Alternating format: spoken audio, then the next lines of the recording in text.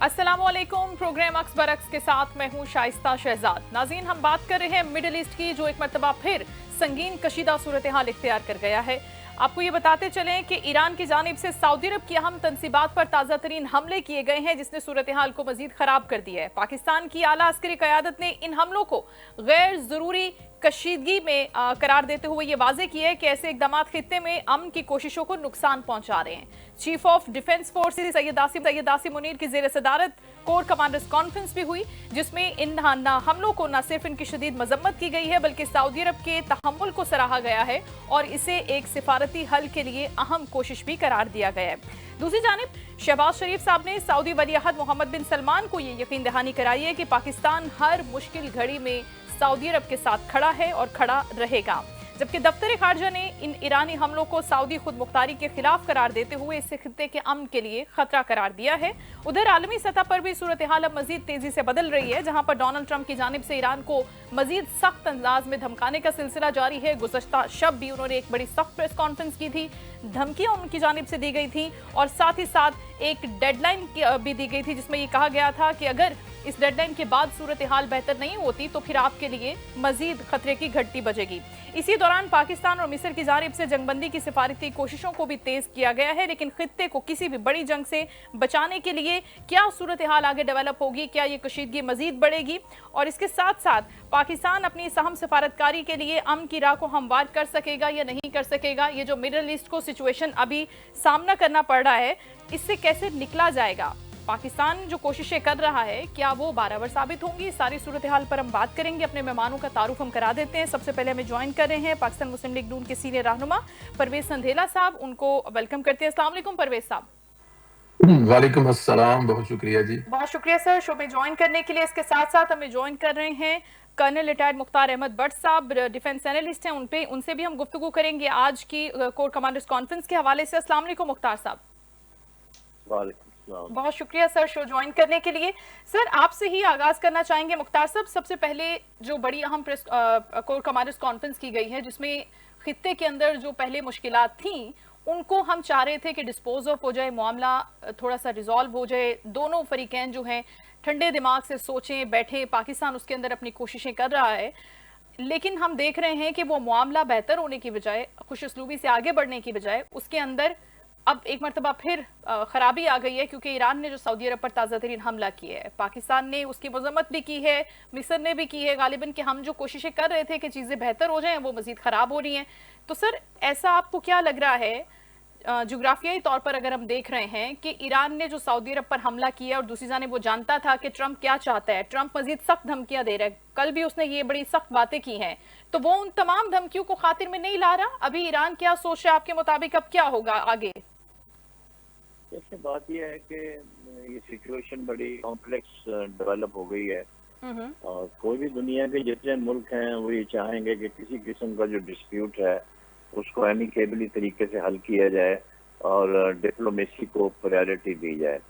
इसमें पाकिस्तान का रोल जो है वो बहुत नुमाया रहा है और उन्होंने इजिप्ट के साथ मिलकर सारा कुछ एक कोशिश की है कि इस मामले को, लेकिन बात यह है कि जब वारिंग पार्टी जो हैं जैसे अमेरिका और इसराइल और ईरान है, जब वो आपस में उनकी कोई फ्लेक्सिबिलिटी शो करने को तैयार नहीं है, तो एंड रिजल्ट जो है वो जीरो होगा। तो इसलिए पाकिस्तान ने जो कोशिश की थी उसका आपको कोई रिजल्ट सामने नहीं आया।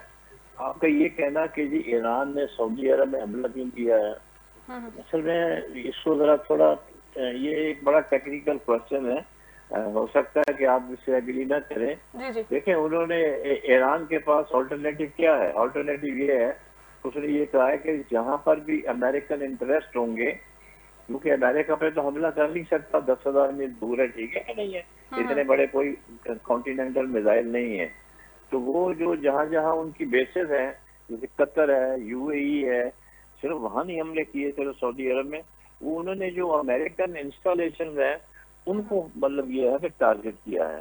तो इसको इस तरह से सोचना चाहिए, ना कि इस तरह से कि सऊदी अरब से तो उनका कोई झगड़ा नहीं है, देखा जाए तो वो तो जो अमेरिकन इंस्टॉलेशन वहाँ हैं उनको टारगेट कर रहे हैं। और ये उन्होंने खुल के बात की है, हमेशा करते हैं कि कोई मसला होगा तो हम जो अमेरिकन इंटरेस्ट है उनको हम करेंगे। बिल्कुल। ये जो एक सिलसिला चल निकला है यूएसए का कि एक सुपर पावर है, ठीक है, ग्रीड है, किसने अथॉरिटी दी है, कौन सा इंटरनेशनल लॉ है, कौन सा कानून है कि आप एक आज़ाद मुल्क पे हमलावर हो जाए कि जी आप अपना रिजीम चेंज करें। आप देखें जो असल में प्रॉब्लम ये हुआ कि जब इन्होंने वेनेजुएला पे जनवरी में उनके सदर को, उनकी बेगम को अरेस्ट किया मिलिट्री ऑपरेशन के जरिए, तो उनका ये ख्याल था कि आहिस्ता आहिस्ता जितने भी ऐसे मुल्क हैं जो उनका कहना नहीं मानते, उनके साथ इसी किस्म का ऑपरेशन किया जाए और उनको टेक ओवर किया जाए।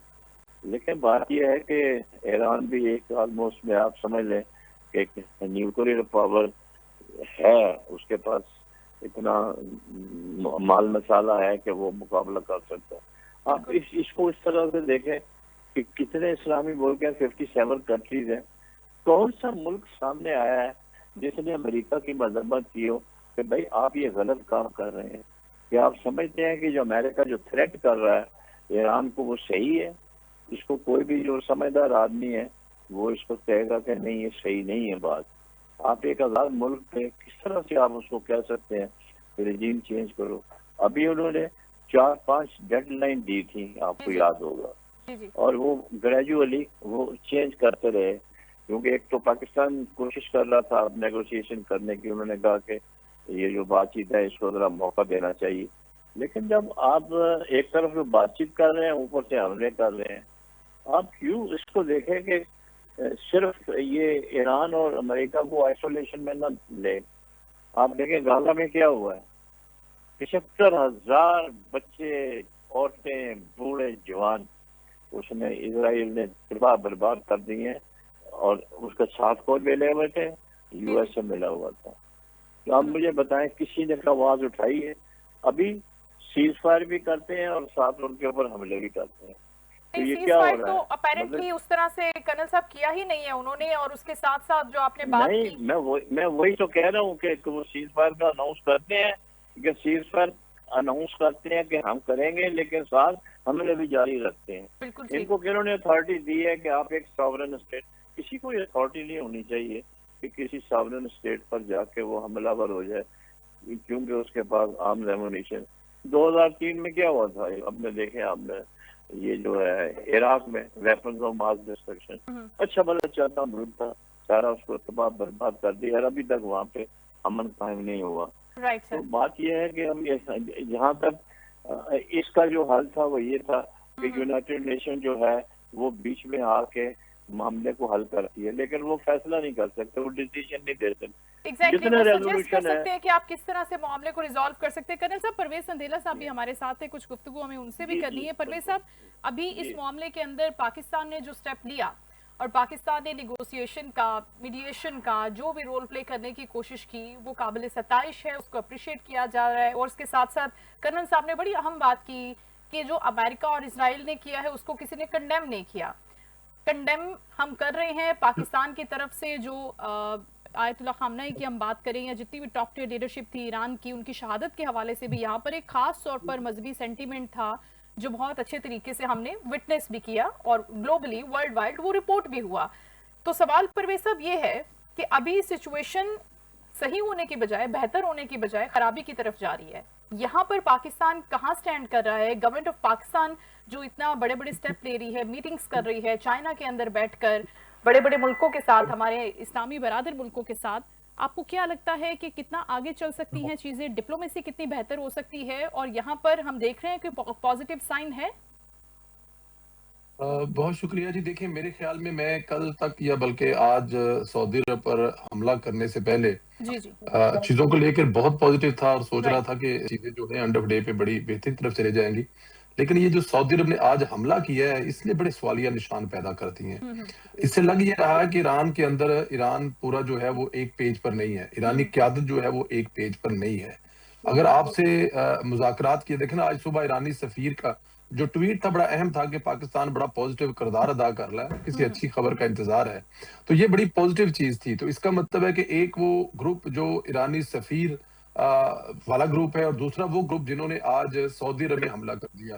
देखिए, सऊदी अरब में आप अगर हमला कर रहे हैं अमेरिका के फौजियों पर, अमेरिका की फौजी बेस पर, तो ये बात समझ आती है कि आप अमेरिका पर हमला कर रहे हैं, वहां पर बेस पे हमला कर रहे हैं। लेकिन आप ऐसी जगहों पे हमला कर रहे हैं जहां पे सऊदी अरब में अमेरिकी नहीं है, बल्कि आप सऊदी अरब की ऐसी चीजों को डैमेज कर रहे हैं जिससे बड़े सवालिया निशान उठेंगे। तो ये सऊदी अरब आज का जो हमला है ना, ये बड़े सवालिया निशान कर रहा है कि क्या ईरान में कुछ ऐसे अंदर सिस्टम में बैठे हुए लोग हैं जो ये नहीं चाहते कि किसी तरह से ये जंग जो है खत्म हो जाए। देखिए, इसराइल के बाद जो सबसे ज्यादा यहूदी रहते हैं वो शायद, अगर मैं गलत नहीं हूं तो वो ईरान में रहते हैं। अगर वो यहूदी सबसे ज्यादा ईरान में रहते हैं तो उनका कुछ ना कुछ तो असर रसूख होगा। ये तो नहीं हो सकता कि एक बड़ी तादाद यहूदियों की वहां पे रहते हैं और वो रेलिवेंट ही नहीं है कंट्री में या कंट्री की इकोनॉमी में या फैसलों में। ये तो हो ही नहीं सकता ना, ये तो कुछ आउट ऑफ क्वेश्चन सी बात है। तो यहाँ पर कौन नहीं, मतलब मैं आप पूरी दुनिया इस वक्त, यूरोप पूरा देख लें, यूके देख लें, कि वो अमेरिका के साथ नहीं खड़े।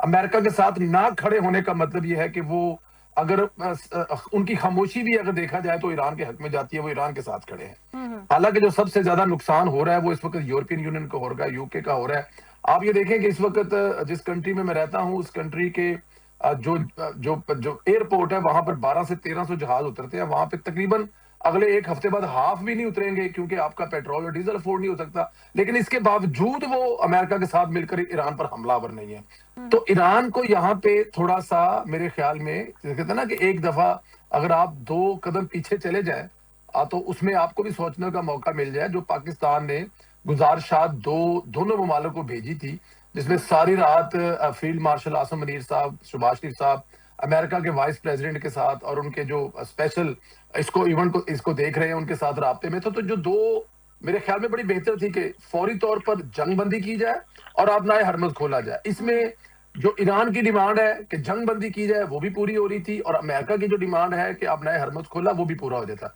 तो उसके बाद 1.5-2 महीना बैठे और 1.5-2 महीने में बैठकर जो मामलात है उसको बेहतरी की तरफ लेके जाए। लेकिन ये होता हुआ नजर नहीं आ रहा।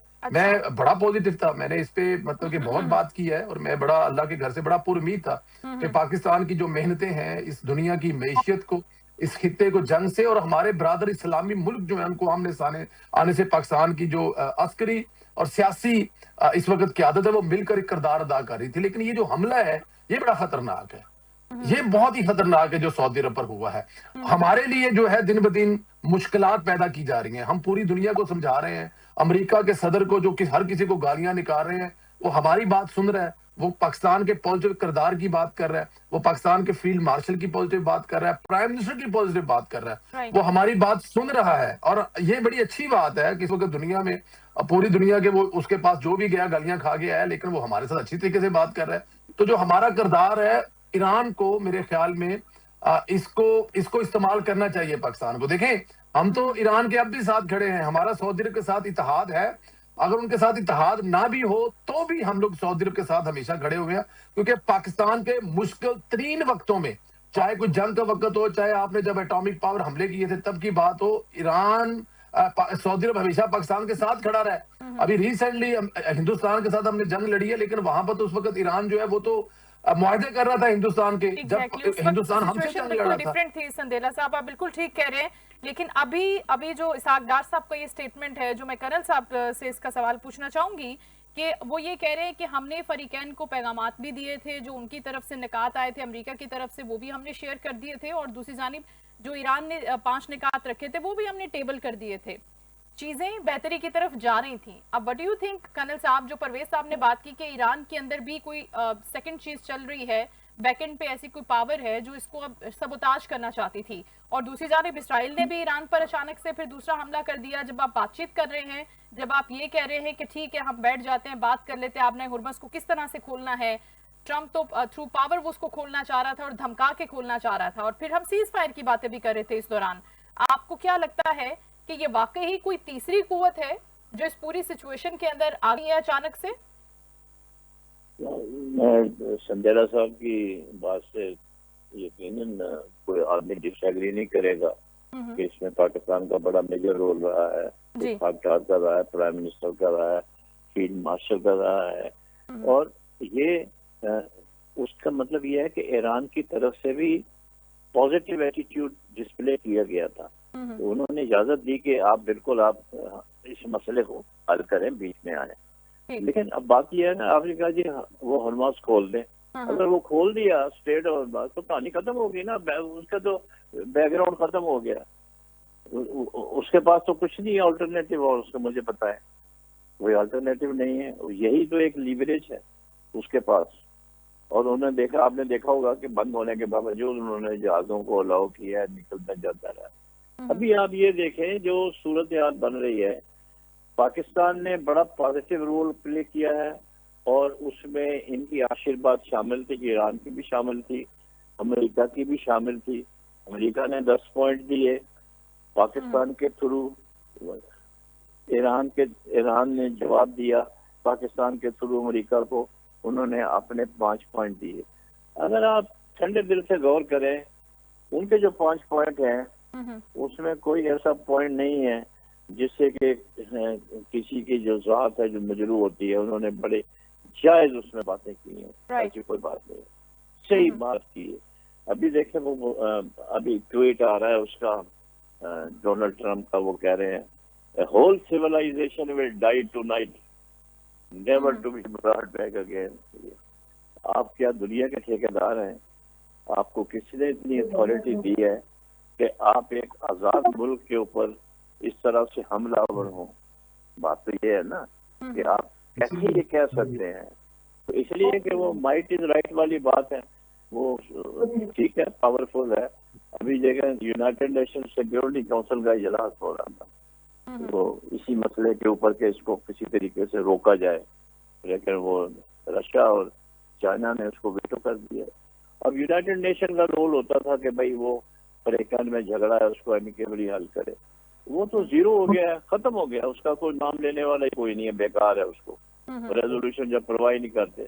आपने जब यानी कि आप ये देखें कि आपने 5 मुल्कों को वेटो पावर दे के आपने यूनाइटेड नेशन का चार्टर ही खत्म कर दिया कि वो अगर 120-40 बंदे जो है रेजोल्यूशन पास करते हैं, इसके ऊपर फलस्तीन के ऊपर सैकड़ों रेजोल्यूशन पास हुए हैं, कश्मीर के ऊपर अब मकबूजा कश्मीर पर सैकड़ों रेजोल्यूशन पास हुए हैं, एक भी इम्प्लीमेंट नहीं हुआ। ओवरऑल आप अगर आप ये इसको देखने की कोशिश करें, वो ताकत के बलबूते पर अगर आप छोटे मुल्कों पे कब्जा करेंगे तो आप करेंगे। लेकिन मैं ये समझता हूँ कि ईरान इस वक्त मुस्लिम उम्मा के अंदर, मुस्लिम कंट्री में पहला मुल्क है जिसने अमेरिका को और इजराइल को चैलेंज किया है। किसी के लिए हिम्मत नहीं थी। बेशक उनका नुकसान हो रहा है, उनके बंदे मारे जाएंगे, अभी उन्होंने कहा है कि हम आपका इंफ्रास्ट्रक्चर तबाह कर देंगे, पावर प्लांट्स खत्म कर देंगे, मतलब ईरान जो है अंधेरे में चला जाएगा, ब्रिजेस को तबाह कर देंगे। और इजराइल कह रहा है कि रेलवे जो है उससे आप जरा दूर रहे ताकि वो रेलवे लाइन को भी तबाह बर्बाद कर देंगे। ये दोनों मुल्क मिलकर but still he is not stopping colonel साहब, वो अभी भी अपने उन्हीं ग्राउंड्स के ऊपर खड़ा हुआ है। आप ग्राउंड्स ऑन ट्रूप्स की बात करते हैं, वो भी करके देख लिया। ईरान ने देखें ये जो अभी देखें कि अब एक वार क्या चल, अमेरिका का ये ख्याल है कि इनकी ये जो थ्रेट है वहाँ पे, जैसे आपने पहले बात की कि शायद इंटरनली को ग्रुप है, ऐसे कोई ऐसा वहाँ ग्रुप नहीं है। अच्छा, ये इस लड़ाई ने जो ग्रुप मौजूद थे ना उनको भी एक कर दिया सबको। ईरानी nation is now united, entire यूनानी नेशन जो है वो यूनाइट हो गई है। तो मेरा ख्याल है कि अब उन्होंने कहा ठीक है हम वी विल फेस यू। देखें ना, बात ये है कि स्टैंड ले लिया, राइट सर। अभी हमें ज्वाइन कर रहे हैं पाकिस्तान तहरीक इंसाफ के रहनुमा मेजर रिटायर्ड गुलाम सरवर साहब, उनको भी हम शामिल गुफ्तगू करते हैं। अस्सलाम वालेकुम गुलाम सरवर साहब। वालेकुम अस्सलाम जनाब। बहुत शुक्रिया सर शो ज्वाइन करने के लिए। परवेज अंदेला साहब हमारे साथ गुफ्तगू कर रहे हैं और कर्नल रिटायर्ड मुख्तार अहमद भट्ट साहब है हमारे साथ, बात कर रहे हैं हम ईरान इसराइल कॉन्फ्लिक्ट के ऊपर और पाकिस्तान के रोल पर। इसके अंदर सबसे पहले तो सर आपसे हम ये जानना चाहेंगे कि ये जो भी सिचुएशन हुई है मिडिल ईस्ट के अंदर जिससे पाकिस्तान भी अफेक्ट हुआ है, ऑपोजिशन क्या समझती है उनका क्या पॉइंट है इसके ऊपर कि क्या वाकई जो सियासी क़यादत है इन सारे सिनेरियोज के ऊपर वो अभी एक पेज पर है? क्योंकि इससे पहले तक मिडिल ईस्ट की जब कोई सिचुएशन नहीं थी वॉर की, कॉन्फ्लिक्ट की, तो पाकिस्तान के अंदर खासे अंदरूनी इख्तलाफात थे। तो क्या अब हुकूमत सही काम कर रही है? जो अपनी खारजा पॉलिसी है वो कामयाबी से दुनिया के सामने अच्छी डिप्लोमेसी कर रही है? क्या सोचती है पाकिस्तान तहरीक इंसाफ? जी, बहुत शुक्रिया आपके टाइम देने का। मैं ये समझता हूँ कि पाकिस्तान की बात हो तो फिर इसमें अपोजिशन हुकूमत नहीं होते। हुकूमत से बहुत सारे हमारे इख्तलाफात हैं, हमारे बहुत हम समझते हैं कि हमारे साथ बड़ी ज्यादती हो रही है, इमरान खान साहब के साथ बड़ी ज्यादती हो रही है, लेकिन इसके बावजूद जब पाकिस्तान की बात होगी तो फिर पूरी कौम एक बाकायदा स्टैंड लेगी, स्टैंड लिया हुआ है। और हम ये समझते हैं ईरान के साथ ज्यादती हुई और इजराइल ने और अमेरिका ने उस पर हमला किया और पूरी कौम बिल्कुल दिलो जान से ईरान के साथ है। मेरे भाई ने कहा, मैं ये समझता हूँ कि दिल दुखते हैं कि जब सऊदी अरब पर हमला होगा, जब किसी और मुसलमान मुल्क पर हमला होगा, सबके दुखते हैं। लेकिन अगर हम इस पर गौर करें, समझें, तो मैं ये समझता हूँ कि इस पर ईरान की मजबूरी है। अमेरिका को इस वक्त जब तक वो जवाब नहीं देगा, और जवाब कहाँ से देना है? जहाँ से उन पर हमले होते हैं। जाहिर है कि जब हमारी बेसेस इस्तेमाल होंगी तो वो उसके जवाब देते हैं, लेकिन इसके बावजूद मैं सदील्ला साहब के साथ मुत्फिक हूँ कि हमारे सबके दिल दुखते हैं जब सऊदी अरब पर हमला हो। लेकिन इस बात पर पूरी कौम, पूरी उम्मा पूरी तरह मुतमिन है कि जिस तरह से स्टैंड लिया है, जैसे कल साहब फरमा रहे थे कि ईरान ने जैसे स्टैंड लिया है अमेरिका के खिलाफ और इजराइल के खिलाफ, पूरी उम्मत मुसलमा उसकी हिमायत करती है। और हमें मतलब अमेरिका ने, इसराइल ने जो किया वो गलत किया। पाकिस्तान की फॉरेन पॉलिसी, पाकिस्तान की अवाम ये समझती है और हम उसको कंडेम करते हैं, ऐसी है गुलाम सरवर साहब?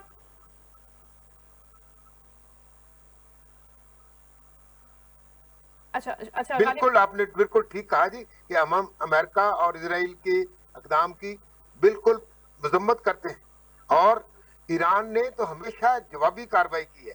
लेकिन उस पर हमला जो किया गया है, पहले मुज़ाकरात हो रहे थे और मुज़ाकरात के बावजूद उन पर हमला किया गया है, और जिस तरह से उन्होंने अपने रब पर भरोसा करते हुए ईरान खड़ा हुआ है, पूरी उम्मत मुसलमान को उस पर फख्र।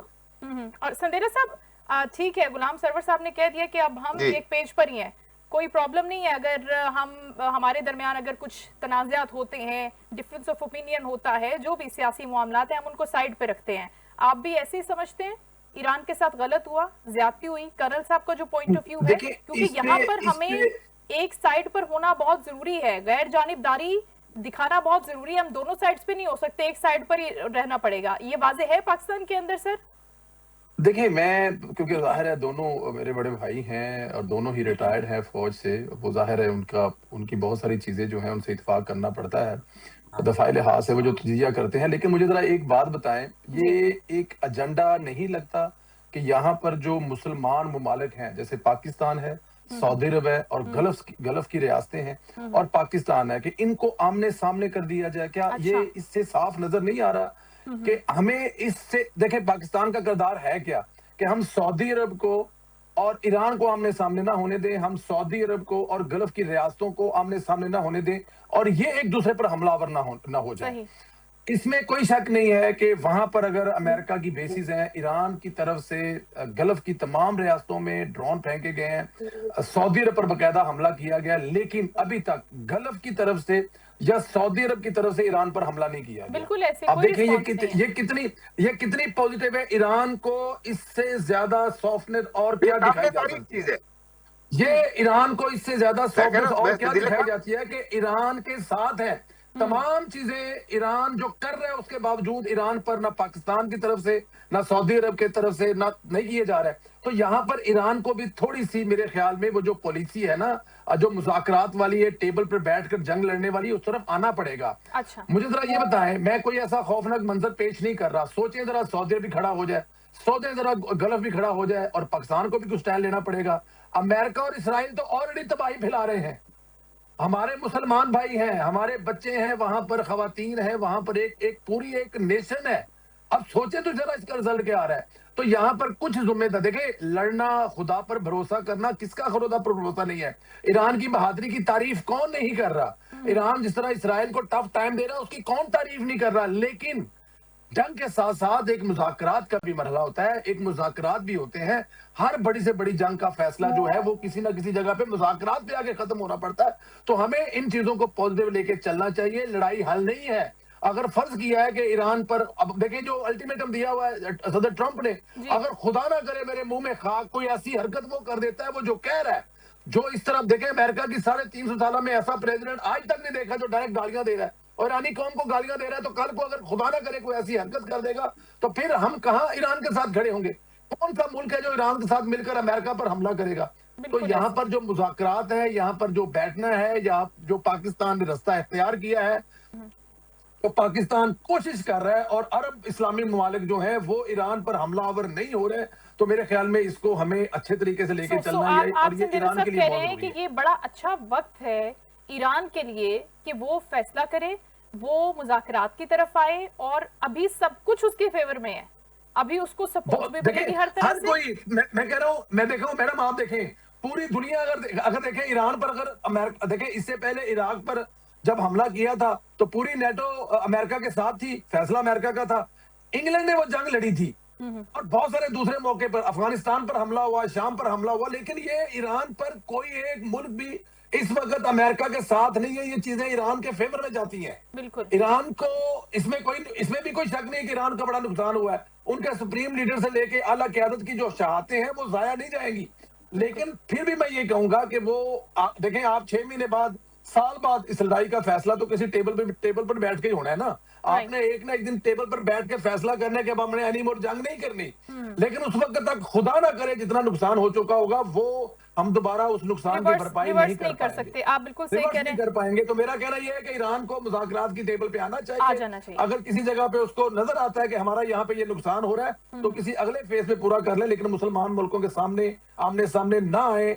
उसका नुकसान इस पूरे खिते को और मुसलमान कौम को बहुत ज्यादा होगा। Right sir. कर्नल साहब, आप भी सेम सोचते हैं कि जो ऑब्जेक्टिव अमेरिका के थे, उसने कहा रेजीम चेंज करनी है, टॉप टियर लीडरशिप जो पहले थी बड़ी सख्त गिर क़यादत थी, बातचीत नहीं करते थे हमारे साथ, कोई फ्लेक्सिबिलिटी नहीं दिखाते थे, अब वाली जो क़यादत है हम उसके साथ बात कर सकते हैं, बैठ सकते हैं, मामलात को रिजॉल्व कर सकते हैं।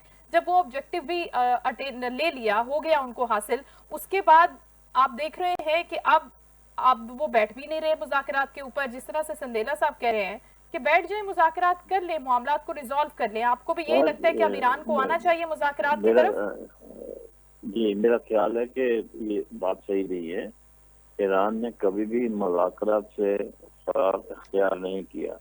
वो आज भी मुज़ाकरात के कायल है और कल भी मुज़ाकरात के कायल रहेगा। उन्होंने संदेला साहब ने बिल्कुल सही बात की है। वर्ल्ड वार 1 ले लें, वर्ल्ड वार 2 ले लें, लड़ाइयाँ जंग करने के बाद अल्टीमेटली मेज के ऊपर फैसला हुआ। 11 साल अमेरिका जो है वो तालिबान के साथ अफगानिस्तान लड़ता रहा। अल्टीमेटली क्या हुआ, रात के अंधेरे में भागना पड़ा अग्रीमेंट करके। मतलब ये है कि ट्रिलियन ऑफ डॉलर उसने ज़ाया किए। तो बातचीत के बगैर तो मसला हल नहीं होगा। लेकिन बात यह है कि ये बातचीत जो है वो दोनों फरीक को करनी है। दोनों फरीक इन्वॉल्व हैं, इजराइल और अमेरिका। वो तो बातचीत से बिलीव ही नहीं करते। वो तो डिक्टेशन दे रहे हैं कि ये करो, नंबर 1, नंबर 2, नंबर 3, वरना हम आपके ऊपर हमला कर देंगे, आपको तबाह बर्बाद कर देंगे। तो ये नेगोशिएशन करने का तो कोई तरीका नहीं है ना। अभी देखें जो पाकिस्तान ने डिप्लोमेसी का रोल अदा किया है, वो कैसे किया है? क्या ईरान भागा था? ईरान ने कहा यस गो अहेड प्लीज, हम तो लड़ाई चाहते ही नहीं है। एक तरफ तो वो बातचीत कराते हैं, ऊपर से रात को फिर हमला कर देते हैं। तो ये दोनों चीजें साथ साथ नहीं चल सकती। ये मतलब ये है कि अमेरिका को इसको सोचना पड़ेगा। आप यूं देखें, लाखों आदमी जो है, मैं काफी अजीज है अमेरिका में, लाखों आदमी ट्रम्प के खिलाफ रोड के ऊपर आए हैं कि ये गलत है। 40 जनरल उसने रिटायर कर दिए, उन्होंने इस्तीफे दे दिए 15-16 ने। आर्मी चीफ तक रिटायर हो गया, उनका जी आप गलत कर रहे हैं। तो क्या मतलब ये है कि अगर ईरान कह रहा है कि भाई आप गलत कर रहे हैं तो वो गलत है, वो सही कह रहा है। कि आपको क्या हक पहुंचता है कि आप हमारे ऊपर हमलावर हो, रिजीम चेंज करें? क्यों रिजीम चेंज करें? रिजीम चेंज करेंगे, अवाम चेंज करेंगे जी।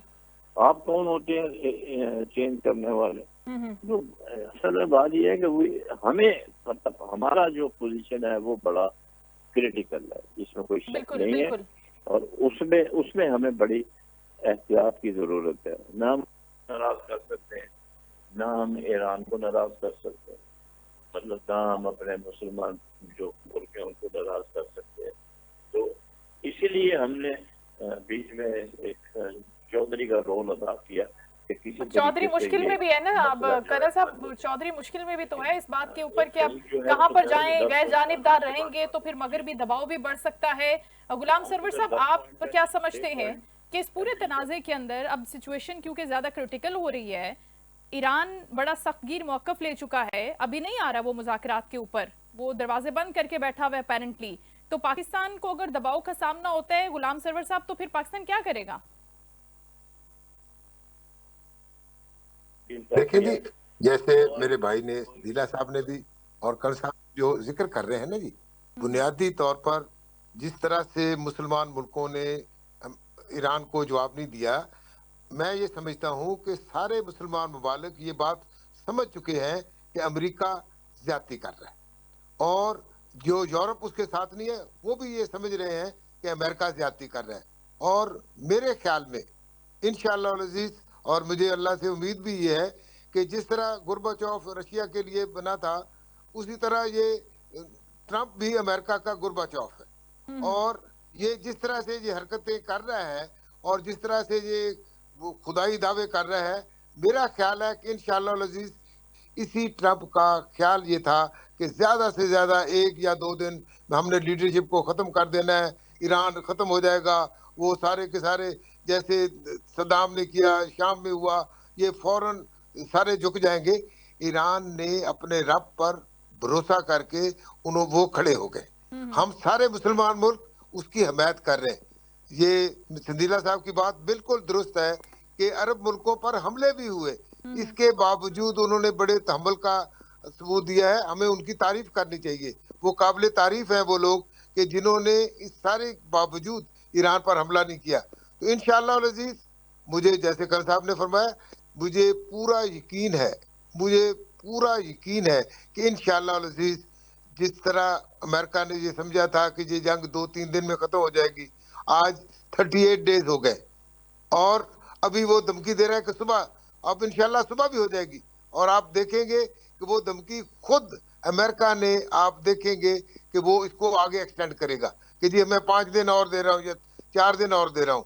तो ये मेरे रब का फैसला है, इंशाअल्लाह ईरान को फतह होगी और ईरान सुरखरू होगा अपने रब के हुजूर। बेशक होगा, लेकिन उस दौरान जो ट्रंप की धमकियों की आप बात कर रहे हैं, तो वो खाली धमकियां नहीं होती, उस दौरान ईरान के अंदर बड़ी खुरेजी होती है और बड़े दुख और अफसोस से कहना पड़ता है कि उसकी तकलीफ हमें भी होती है और हम तक भी वो सारे गम और कर्ब के मनाजिर पहुंचते हैं। परवेज साहब, जो ईरान ने अब ठान लिया है कि वो मुज़ाकरात अपेरेंटली अभी नहीं कर रहा, तो इस सारे तनाज़े के बाद, सबक के बाद, जो भी उसके अंदर सिचुएशन डेवलप होगी अब ईरान के अंदर, आपको क्या लग रहा है कि अब वो तेजी से बढ़ेगा फिर अपनी न्यूक्लियर पावर को गेन करने के लिए? वो रुकेगा तो नहीं यहाँ पर?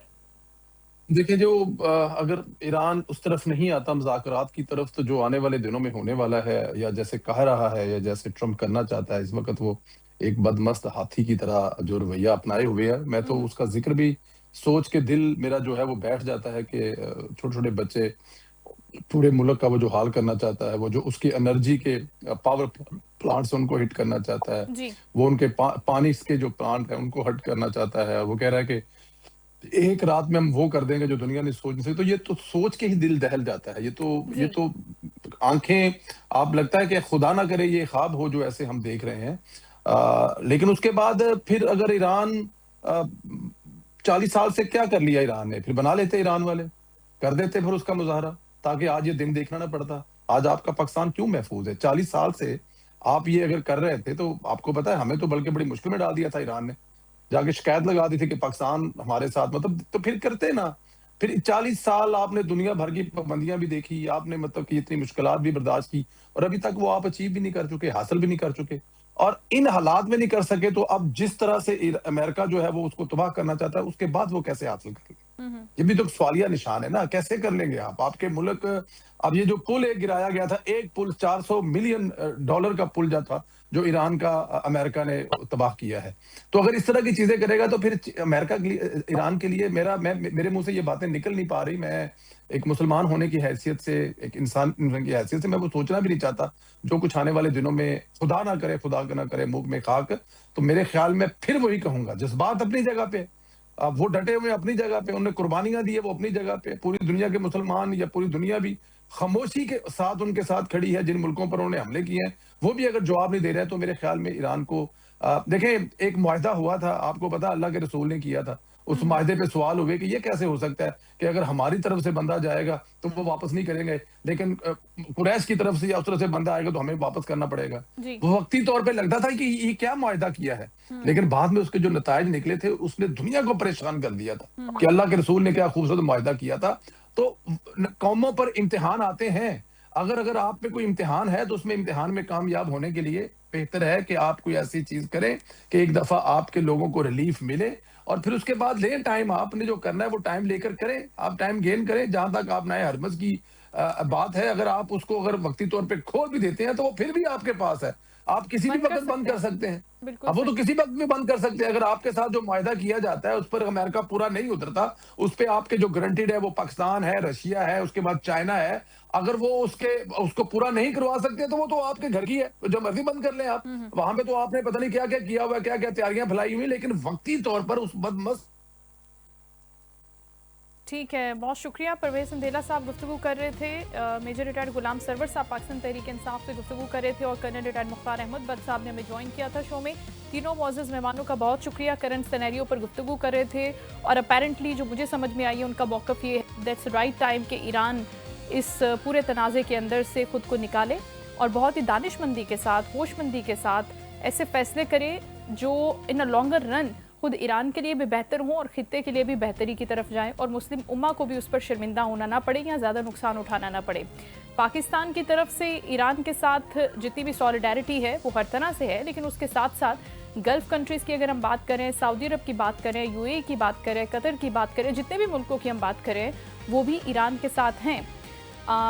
सारी अमेरिका की बेसिस को रखते हुए, सारा नुकसान उठाने के बावजूद, लेकिन अब अगर अमेरिका इस स्टेप से आगे एक स्टेप लेता है, जो आज रात की उसने डेडलाइन दी है, अगर वो ख़तरनाक किस्म के हमले करता है तो उसके बाद ईरान को ज़्यादा एग्रेसिवली सोचने की बजाय ज़्यादा पेशेंस के साथ सोचने की ज़रूरत है, ताकि वो फैसले कर सके जिससे उनके मुल्क में बेहतरी आएगी, जिससे उनकी आवाम महफूज होगी, जिससे हम पूरे दुनिया को महफूज कर सकते हैं। और साथ ही साथ न सिर्फ ईरान को फिर वो सारे ख़तरात भुगतना पड़ेंगे, नुकसानात भुगतना पड़ेंगे, बल्कि उसका सबसे बड़ा इम्पैक्ट मैं हमेशा कहती हूँ कि पाकिस्तान पर भी आएगा। पाकिस्तान इस वक्त एक बहुत बड़े रोल के लिए है, बड़ी कॉज के लिए काम कर रहे हैं, लेकिन नुकसान भी उतना ही बड़ा खुदा न खास्ता में उठाना पड़ सकता है। शो का वक्त वो अपना ख्याल रखेंगे। इंशाल्लाह कल आपसे दोबारा मुलाकात होगी। अल्लाह हाफ़िज़।